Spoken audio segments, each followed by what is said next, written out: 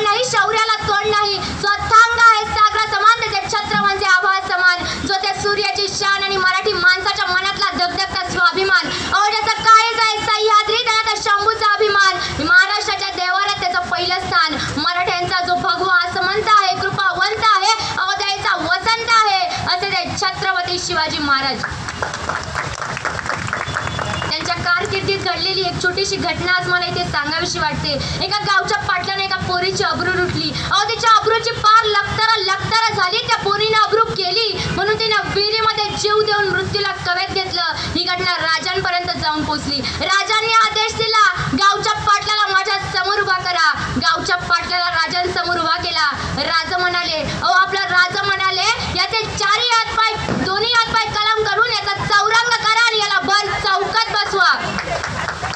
हा आदेश दिल्याबरोबर राजांनी आऊसाहेबांकडे बघितलं. आऊसाहेबांना म्हणाले, दिलेली शिक्षा योग्य दिली की नाही? तशाच आऊसाहेब म्हणाल्या, या नराधमाचं पापकच इतकं मोठं आहे की तुम्ही याला मृत्यूदंड द्यायला हवा होता. याचा चौरंग करून याला चौकात का बसवलं? राजांनी आऊसाहेबांकडे बघितलं आणि म्हणाले, आऊसाहेब तुम्ही म्हणताय ते बरोबर आहे. या नराधमाचं पापकच इतकं मोठं आहे की मी याला मृत्यूदंड द्यायला हवा होता. पण मासाहेब, आज जर का मी याला मृत्यूदंड दिला असता तर याचा विषय इथंच संपला असता. मी याचा चौरंग करून याला भर चौकात फक्त इतक्यासाठी बसवले आहे की उद्या येणारी जाणारी माणसं याला बघतील, याला पाहतील आणि त्यांच्या लक्षात येईल की महाराष्ट्राच्या मातीमध्ये स्त्रीच्या पदरालाही हात लावणाऱ्याचा असाच चौरंग केला जाईल. एवढ्यासाठीच मी याचा चौरंग केलंय. आज माझ्या इथे जमलेल्या समस्त भगिनींना मी सांगू इच्छिते, कुणी जर का तुम्हाला वाईट नजरेने हात लावायचा प्रयत्न केला ना तर आई ग म्हणता कामा नये. तर ज्याने कोणी तुम्हाला हात लावायचा प्रयत्न केलाय ना त्याला त्याचा बापच आठवला पाहिजे, एवढं मात्र लक्षात ठेवा.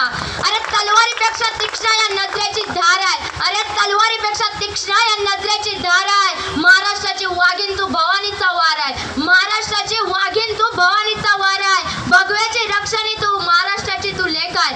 भगव्याची रक्षणी तू महाराष्ट्राची तू लेख आहे. दुबळी समजू नको स्वतःला, तू तर जिजाऊंची लेख आहे, जिजाऊंची लेख आहे. धन्यवाद.